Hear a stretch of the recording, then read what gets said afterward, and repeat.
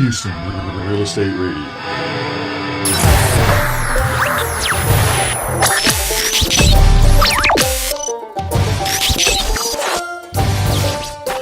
Welcome back to Houston Real Estate Radio. I'm Shanna Register. And I'm James Brown, and we're here this half hour with Colonel Sean Seibert, who is running for U.S. House District 18. Sean, let me ask you about the state of the national, or your take on the national housing market right now. Okay. Well, first I want to congratulate you for retiring from the Navy. I'm sure you're going to be enjoying your weekends now and enjoying maybe be able to grow that hair out. Thank you very much. What's great is here in Houston, the market seems to not have been too affected by it. Mm-hmm. Now, some people say, well, it only affected 3% of the population. Why does that concern me? I've been paying my mortgage. Well, there is other things that happen, such as construction went down. And there's construction jobs that went down and went away. When that starts happening, it starts impacting up other parts of the economy. Mm-hmm. I think the government should have more oversight on this. Now, most Republicans, and I'm one of them, believe in reducing regulations. That does not mean get rid of all of them. Such as we want clean water, we want clean air for our kids. And on this particular instance, I think the banks should have been separated, investment banks, and then regular banking. On the real estate mortgages, you should not have been allowed to package up a mortgage and pass those around, and especially when they were toxic and with no oversight, saying, wait a minute, you guys have a hot potato, you're stuck with it. Mm-hmm. Don't keep passing the buck down the road, because now from my understanding, it's now been passed over. Now England, has been having some problems and can be traced back to what started here. Mm-hmm. I also believe that I think Fannie Mae and Freddie Mac should not, as a government, should be getting out of the mortgage business. Mm-hmm. Now, of course, I'm not an expert on the real estate. That's why when I get elected, I'll be talking to James a lot and talking to other people, because I do believe nobody knows it all. And like Ronald Reagan, as he said, he goes, I'm not a genius. I just surround myself with geniuses in their field, and I'll listen to their advice. And same thing here. As a congressperson, I'm not going to know everything.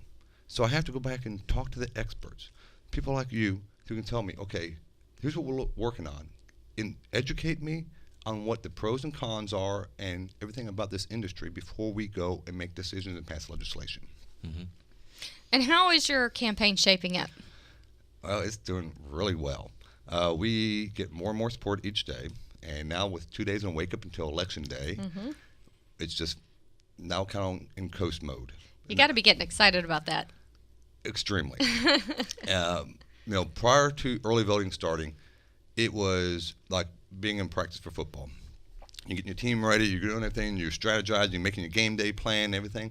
But once early voting starting, I actually got relaxed because I got to sit back because our entire 18-month of campaigning and strategizing was now going. So game day happened. Mm-hmm. And now, Tuesday, Election Day, is the 2-minute warning.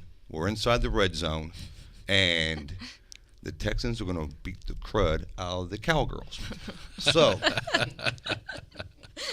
my thing is I need everybody to go out and vote. And whether you want to vote for me or not, it's your American right to vote. Good people have died. Both James and I have known people throughout our military career, have given up their life, so you have this right to vote. Mm-hmm.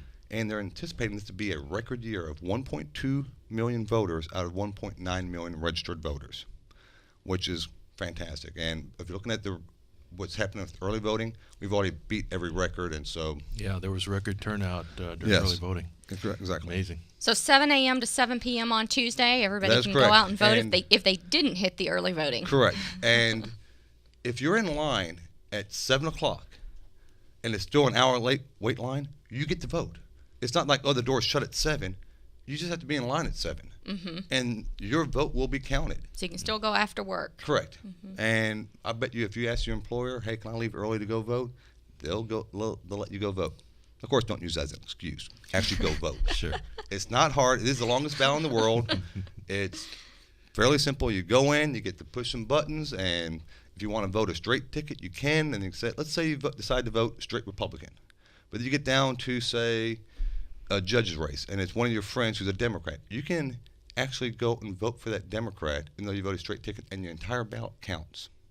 My- Well, and I think that's an important thing to remind voters is whether you're going to vote, if you're going to vote straight Democrat or straight Republican, still scroll down the entire ballot because there are still things that you have to, or that you can vote on past the straight ticket items. Let me mention something about that. Everyone is talking about the presidential race or the senatorial or the congressional race.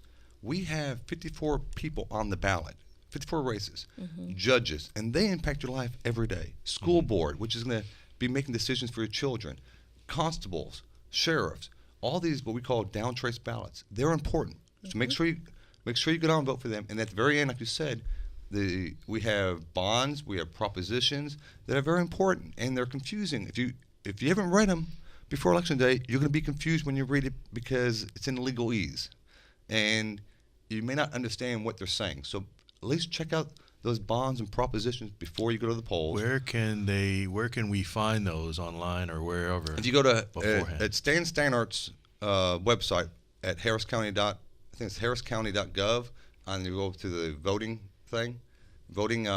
tab, then you can find all those issues right there. I'm not sure the exact website, but Stan Stanart is the person who runs the elections, and his website from the county has an entire page of everything you want to know about elections and this current election. And they'll even let you bring in a ballot Yes. if you want to. Correct. If you want to kind of pre-fill it out and then, you can't remember all the names of the people that you want to Right. vote for. Bring in the whole ballot, and they'll let you do that. Yeah, you're allowed to bring in a ballot. You can bring in anything. You cannot wear any candidate shirt, and you cannot campaign inside a certain line. But you can bring in a sample ballot or anything else like that.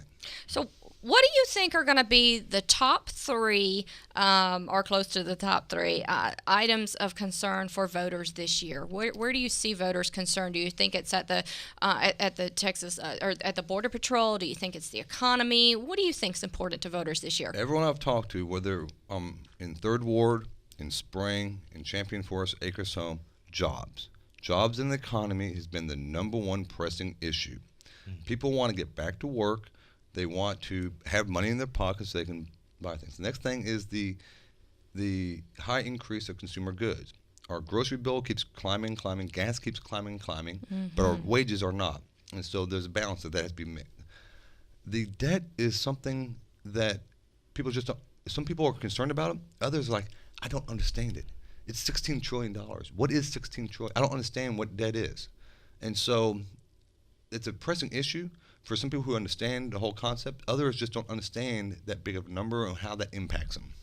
And then the last thing is their children and educating their children. And then finally the border security. And here in Houston, the Houston area is one of the number one hubs for human trafficking. And the 18th District is the number one hub within Houston for it. And I'm going to work to stop that. Wow. Well, I tell you what, Tuesday's the day, 7 to 7, you said, and if Yes, you're it in is. line at 7, your vote still gets to be cast. Correct. Very good. Well, thank you so much. Thank you, Sean. James. Good And luck. Remember, it's SeanSeibert.com. You can come visit us, and we do have a victory party going on that Tuesday night, which will be on our website and our Facebook page. Okay, where's that party Fantastic. It's at Kristen's Tailgate on White Oak in the Heights. at? Okay, sounds great. Very good. Thank you very much. It's been a great time. And make sure everyone gets out there and vote on Tuesday. 7 to 7 Tuesday. Make sure you get out there and vote. And thanks for listening to Houston Real Estate Radio. We'll be right back.